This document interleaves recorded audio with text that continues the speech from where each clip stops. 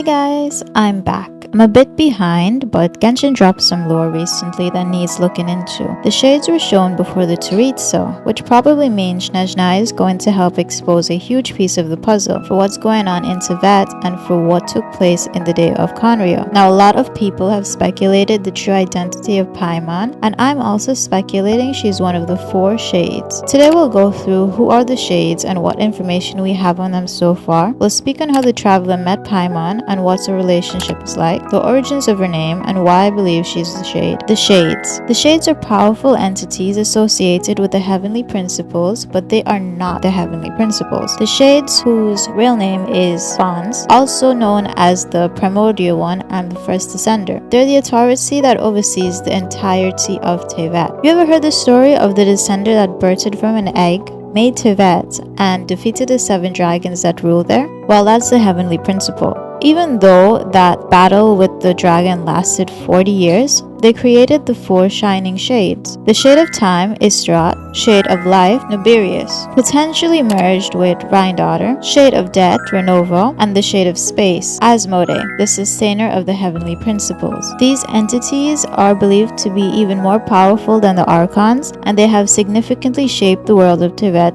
most likely based on the heavenly principles' wishes. Just so we know, Celestia is linked into this situation, but that's where the heavenly principles rule over. Check out my Celestia video for more information on that. Istaroth, ruler of time, is the shade of time who had contributed to the rise and fall of human civilization since the beginning of time. She's also known in these names. I'm probably gonna botch them, so I'm gonna put them on the screen, but I'll make an attempt. So Tokyo Okami and Kairos, the god of moments, and the 1,000 winds of time. Now these 2 titles also have some substance to them as well.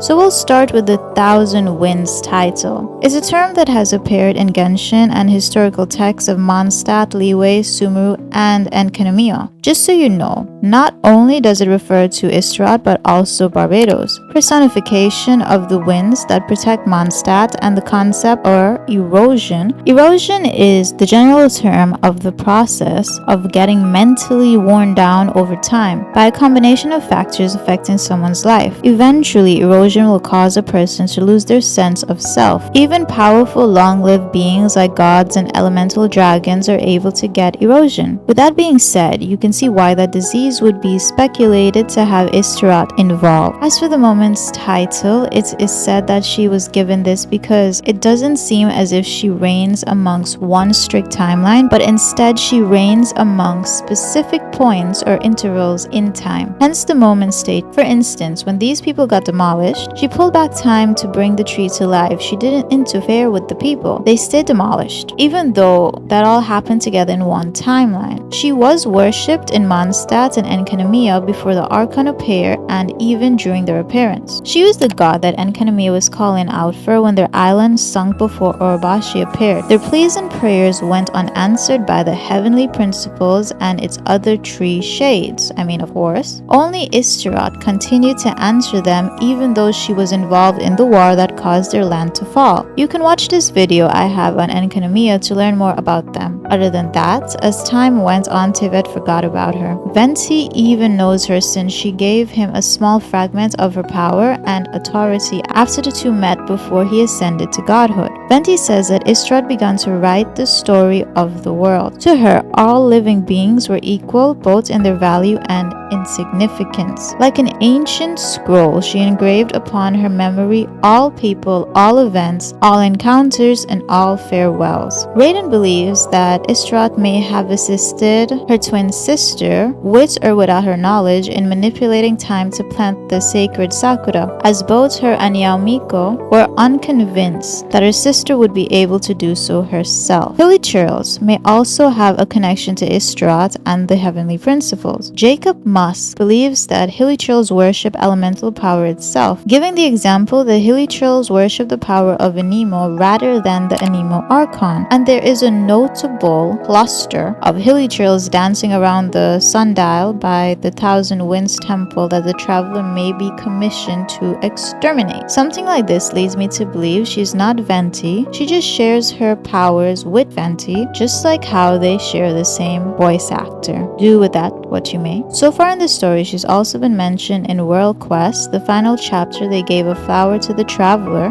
which described as being unable to be destroyed by the Ad Oblivion, a title they later clarified to be the wind that flows forever, the thousand winds that return to one. This is very likely to be referring to Istaroth, as her title includes the thousand winds comment. Also, she was mentioned in the Space and Time for You Archon quest. Now that's going to be another video, but our sibling mentions Istaroth in these lines, implying they too know of the shades and perhaps even met her. That's where we are right now, an intersection in our memories. This question has haunted me for the past 500 years. I never imagined the answers would come to me like this. So my actions 500 years in the past set everything in motion. Are you mocking me, Istaroth? Now we'll speak on origins of her name from the real world. Istaroth is derived from this name here, which I'm not going to say because it's a demon name, okay? Like, we don't want to be messing around with that too much. This demon is one of the 3 demons in the evil trinity alongside this name and Lucifer. You know, I can say that one. I think that one's a safe one to say. The name is derived from a goddess worship in the ancient Near East who have associations with war, hunting, and healing among other spheres. Being a notable demonic entity associated with time and space, originally an ancient goddess who was demonized during the medieval era. So now let me explain something to you. This entity that they're speaking of and referring to as Istaroth has other names from different, let's say, tribes or civilizations. For instance, this same entity was known as by the Babylonians. This is likely where the name we know comes from, as it's a combination of equals to Istaroth. Based on how she appeared in the video that Genshin dropped, people were saying she seems detached, bored, unfazed, maybe not even interested in her work or the people anymore. Clearly, based on her mini pop-ins and mentions in the story before that video, it's clear that she's still doing what's needed for her, and even though the people forgot about her, she hasn't forgotten about them. Ronova, the ruler of death. Her name comes from the demon, is described as a taker of old souls who often comes to Earth to harvest souls of decrepit humans and animals near death, and that's mainly all I can find on that situation. With our girl Ronova, it seems as if she can also take the life of things that have no life, or say inanimate objects. She seems to more govern the end of all things. It's her decision when something ends, and since she chose for the end of Khaenri'ah to not happen, she cursed them with immortality. That is something I'm going to have to look into, perhaps in another video, because I feel like something is missing there. Tell me in the comments if you guys feel the same. The thing is, Khaenri'ah was stepping out of place according to Celestia, so they stepped in to destroy it. That would have been enough to wipe out all Khaenri'ahs in general, but right after the destruction happened, Ronova took it upon herself to make these people immortal by applying a curse. Pure-blooded Khaenri'ahs, like Danslift, were cursed with immortality, and those who were not pure-blooded were corrupted by the Void Realm's power and transformed into monsters such as Hilly Churls, Abyss Mages, and Abyss Lectors. Like, why would I keep the pure blood alive? They can easily start something again to overthrow Celestia, pick up right where they left off, and since they have the rest of time to do so, what's stopping them? You know, like what? What exactly? Either ways, Ronova is also in the Great War against the Dragon King and the dragons with this devastation that accompanied this conflict. The region that would later be known as Natlan suffered extensive ruin with its ley line, sustaining severe damage. In the aftermath of the war, Ronova instructed the Lord of the Night with the task to reconstruct the ley lines, realized through the establishment of the Night Kingdom, which, by the way, she has symbolism everywhere, like her presence can be seen within this tribe. However, this would greatly displease the heavenly principles. Like always, when we try to do something good, they're just up here mad. They regarded it as an overreach of her authority, basically told us to stay in our place. Confronted with the disapproval, Ronova started displaying indifference to the fate of the land. Basically, she was just showing up now, doing what needs to be done. If you're about to fall off that cliff and it's not in her job to help you, she's not going to interfere anymore. At one point in Natsland, her powers were borrowed by the first Pyro Archon. He leveraged the divine throne to borrow Renova's power and establish the rules of Natlan, a framework which allows ordinary humans to become Pyro Archon through the pilgrimage of the return of the sacred flame. Those who ascend are then granted knowledge and memories of the land throughout the sacred flames. The two came to an agreement that those who use Renova's powers would eventually die, and if the heavenly principles were to find out, she simply denied the involvement and claimed that her powers were stolen. This guy also asked to be given a chance to see Natlan's future should its people prevail over the abyss, which she agreed to. It was clear as day that she got a soft place for Natlan. She's out here once in a blue moon finding loopholes to still help out. Now she has a cold, I'm over it expression on her face constantly, but it seems as if her heart is still in there. Even though Pyro got major beef with her, she was somewhat nice to one Khaenri'ah, Mr. Captino. I'm calling him Mr. Captino. Listen, I know that some people are out here mad at her for this, which I understand. Mr. Captino was a decent man, a brave man who was thinking of others, and he died in a resort of her asking to witness a death. But remember, those are the rules of what needs to happen. If they use her powers, a deal is a deal. Not to mention, Mr. Captino is already cursed with immortality by her, and the man has been here roaming around all sad, gathering souls, so they wouldn't be alone. And so these fellow fallen Khaenri'ahs and Natlan people who are not accepted by the ley lines when they die are able to stay with him. He's lost all his friends and comrades already, and he's a knight. Do you understand the honor that is in a knight when they have to stand by their kingdom and protect it? But you failed and the kingdom fell, and now you're standing alone as a knight. Don't you think that weighs a man down with guilt and pain? So he wanted to leave anyways, and even the Lord of the Night said the man was at peace. He decided to do an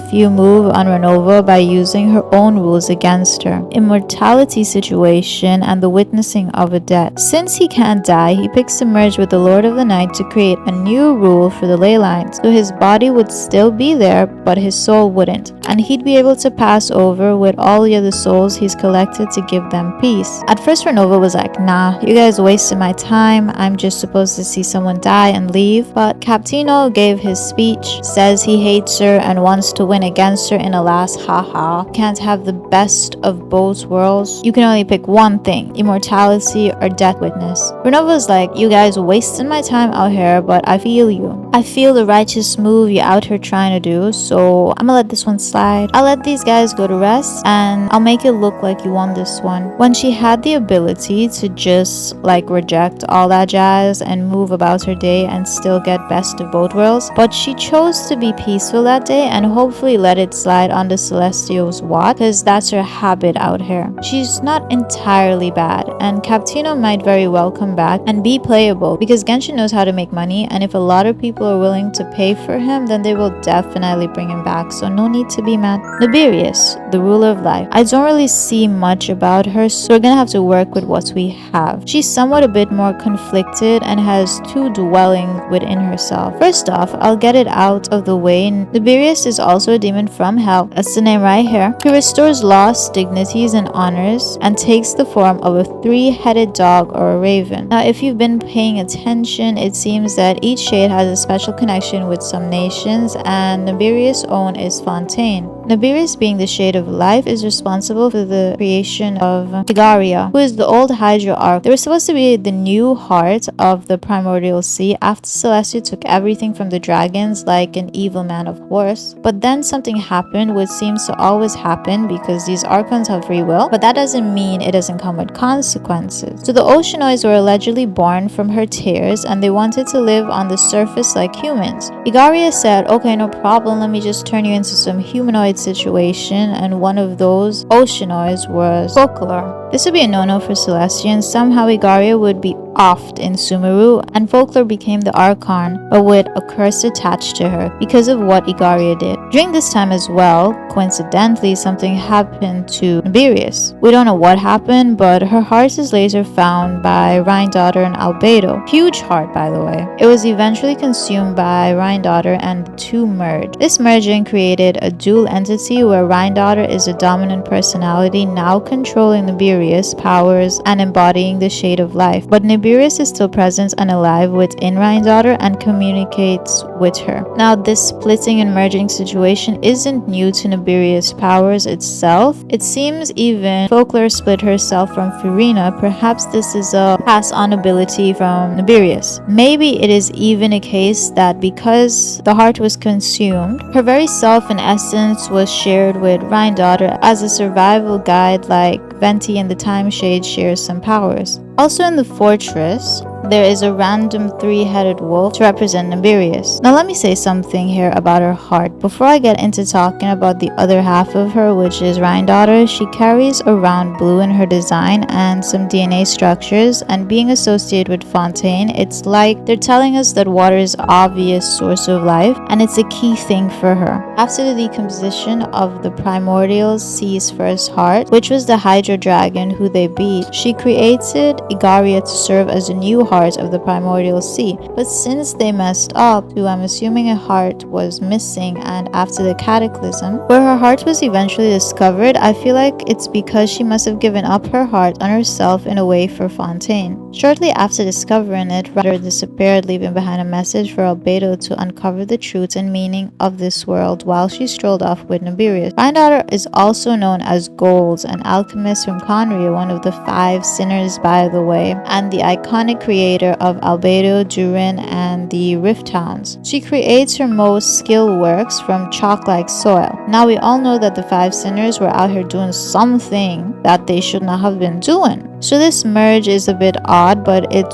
really shows the level of power these sinners were able to attain, especially to be able to fuse with a shade. No wonder Celestia felt threatened and had to handle that situation, because it seems as if they were out here making their own forms of shade. Like Arlecchino could be compared to Ronova, Rhinedottir obviously to Naberius, because they both bring life and create. She was of course shooting for the stars, being involved in the primordial human project, which aimed to create human beings through alchemy, which of course eventually was successful, and we can see why her merge with Naberius was okay, but still a bit not fully accepted by the other shades, because Ronova states that Rhinedottir's creations are bizarre and is littering them in other people's spaces. When she thought Naberius did it, she had some warmth in her voice, but when she saw it was Rhinedottir, she was more firm. It seems as if this trailer that they dropped, the people who were yapping before they went boom, were not real. They were just her creations, so Genshin can have a cool storyline to introduce the shades to us. They were just her experiments to see what life can stay in that space or universe or dimension. Let's say since they were tainted by the space god, so it's not livable. Naberius claims her powers seems to be of nothing to Rhinedottir. With the experiments she seems to keep doing, and she voices her disapproval with Rhinedottir taking it into account. Istaroth gave those fake humans a rundown of history, hence they are the them Ronova is speaking of. Istaroth states time had to pass on, no harm done here, because this realm doesn't really matter, leaving that one space in the cube, which is one of many by the way, so they could be different realms or timeline. Ronova got rid of his existence. Now our space shade is missing, causing the other shades to think she switched sides, obviously away from Celestia, and Rhinedottir says something interesting. She says it's better than being consumed. Now you need to watch this video I made of Celestia, because I really think I cracked the code there of what happens in Celestia, and to the people who are chosen to go up to them. I personally think that Celestia consumes them and recycles them. Make sure you watch this video to learn more. Also keep in mind that the heavenly principles are still asleep, so the theroized is trying to take advantage of that right now according to the shades. They also state that the space god could have love for her new master, and that's why she hasn't returned, and that's where my speculations of the space god being Paimon comes in. Because who else in the game can be considered a master with a sidekick that tags along and is our guide? That sounds like we're Paimon's master. Eventually though, it seems seems as if our relationship has turned into friendship, and even way more on a sibling type vibe, or kind of like a pet and a master vibe. We bonded a lot in the beginning when we fished her out of the water, which as well is odd that we just randomly found the most useful odd creature in the game, who first viewed us as our protector and savior. Over time, Paimon exhibits strong loyalty and genuine affection for the traveler, even when sometimes acting childish or codependent. She's very honest and speaks her mind, and she clearly loves the traveler and experiences fear when separate from them. Paimon has implied that she is less than 400 years old. She is also heavily implied to originate from beyond Teyvat, much like the traveler. She was once called emissary, which means a person or agent sent on a specific mission or errand to represent someone else, often a government or head of state, but it also refers to a spy or a messenger for private matters. Her demon name is also exactly as the same. It's Paimon. That is the most loyal demon to Lucifer, and I've said that name like a million times without knowing that was a full-on demon name, so like we're gonna let that one slide. So this demon teaches all arts, philosophies, and science, and secret things. They can reveal all the mysteries of the earth, wind, and water. He has the knowledge of past and future events. To me, that's stating she's either a shade who works for Celestia, aka the space god, or she belongs to the space god Shade and is like a little minion or an entity like Venti, Folklore, and Farina, or like a predecessor or a puppet that shares a piece of the Shade's powers or branched off from the Shade itself to watch over, relay information to the big guy in charge, or even stir the traveler into a specific path or storyline. It would also be like that Shade split a piece of herself, almost as if she's isolated or trapped somewhere else, or being punished by Celestia for something, so maybe she's unable to return to her full self, or she's using her mini-half to guide the traveler to exposing everything in Teyvat without Celestia being able to trace that she was helping this whole time. Or even Paimon guiding the traveler to save her or break her free if Celestia is punishing her.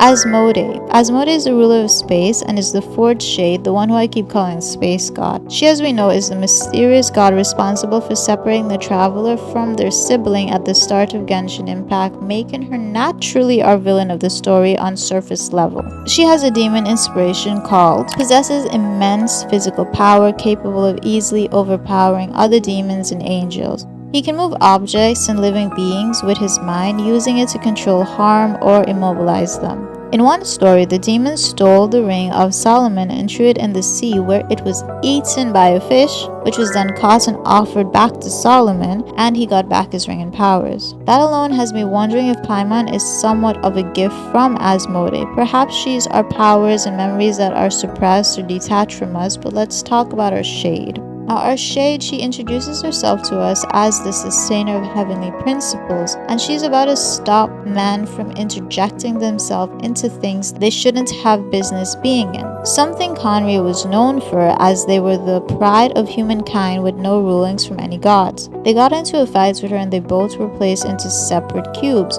which by now we've established in this video that those cubes have their own timeline or dimension, so this could explain how the sibling and us were separated years apart and our powers and memories sealed away. Now, this event apparently happened after the cataclysm, since the beginning of the game is not the beginning of our specific story. It's more of the beginning of what we can remember after being sealed away. Our journey actually began when both travelers were already zooming about to different worlds when they started to fall to the vet 500 years ago in their spaceship. Now, I believe that this was due to Khaenri'ah's force summoning them, since this was stated. The stars have been captured by the world's gravity. After a lengthy orbital period, today their paths shall intertwine once more. We know the travelers have always been depicted as stars, so they're clearly talking about us. Not to mention their little prophecy where they were like waiting and hoping a descender would come to Khaenri'ah to fulfill what they need. So they built an orphanage for the kid descenders and outsiders, but they were fake, so I'm pretty sure with the power Khaenri'ah had, they took matters into their own hand, which Romance has stated here. Now, I'm going to keep it simple because I'll probably make another video on how our sibling was the main reason for Khaenri'ah's downfall in displeasing Celestia, but our sibling landed in Khaenri'ah, was awake before us without memories of us or home. So they just left us there. They lived their life. They got brainwashed and stuff and went on a whole journey while we were still asleep. Somewhere for a solid while before memories started coming back to them. They got worried about us and mid-cataclysm, they woke us up so we could run away together because shit's going down right now. That's when our game intro starts, and Asmoday is technically seen as the bad guy here, but if you've been following the Shades pattern so far, they do what's needed for Celestia. It's not out of their own malice, they have rules to follow. The thing is, she could have just ended us, but left us in Teyvat just separated and didn't intervene again, which is confusing because I thought our journey ends here as she says. Right now she is missing, described as possibly loving her new master more than her own self. Now we don't know if she was out here after that situation moving around, but most likely she was for some time since the Shades don't act as if she's been gone for years and there's still a piece of her work roaming around. So we can possibly say she's been missing recently, and you know what happened recently? We woke up alone, stranded, and lost for 2 months, while our sibling was somewhere in the background gaining EXP while we were once again just randomly sleeping, which then resorts to us meeting Paimon, who magically already knows everything of Teyvat, but no one in Teyvat seems to know or resemble her. Isn't that odd? As well as Paimon, who can be viewed as a pet. Who has masters? Pets. I rest my case. I mean, that alone should be enough for you guys, but not to mention the literal similarities in looks. She's like a chibi version of the Shade. It's a clear visual that something's going on. Both characters features the triquetra symbol on their attire, and Paimon's hair ornaments resemble those of the heavenly principles, which also includes Asmoday's design. Like, why would you do that when all the other shades have unique designs, with only the two who merge together sharing a similar one? Why would Paimon need to share the same 4 pointed symbols found on Asmoday's portal? Also, they both have white hair and almost a similar color palette. Paimon does have a lot of space motifs within her design on her cape, in her eyes, and the effect when she appears and disappears when you open the menu. While her triquetra being upside down could be a reference to a fall from grace switching sides to the traveler. We also access all her inventory through Paimon, but we don't see her carrying anything, so she possibly could be using those powers that are related to Space Shade's powers, where Paimon has the ability to disappear and reappear, so why wouldn't she be using that with her items? Now, I have seen some people speak on this theory stating that Paimon looks similar to all the shades. She shares their similarities because she shares aspects with Celestia and the heavenly principles, which is cool, and I get that, or even her being the sleeping conscience of the heavenly principles or the primordial one itself. All that could be possible, yes. We all are entitled to our own speculation since nothing was officially said by Genshin to be true. I also saw, why would Paimon love the traveler if she was the space shade when the space shade has beef with them? To that, I say that we already saw what one twin was capable of doing if left on their own to roam and be influenced, and what happens when they snoop around. That didn't end well, so why wouldn't the space god conceal her identity to herself to intervene in this matter in guiding the other twin in a better direction that suits Teyvat, and eventually use this twin to take down the other twin because they are matched in power either ways, and is better than having both of them against the Archons and Celestia and the heavenly principles, because they would definitely be too powerful. That itself might just eliminate Teyvat's existence in general. So either she chose to do this to control or guide the twin, or for whatever their plan is and keep things under control, or Celestia forced her to fix something she must have messed up in this new form that is her punishment. She came into the traveler's life with a mission, and she ended up bonding with them over time. Thank you guys for watching. I hope you enjoyed this video. Please like and subscribe so I can keep making more. Do comment below if you have your own theories on this matter. See you guys next time. Bye!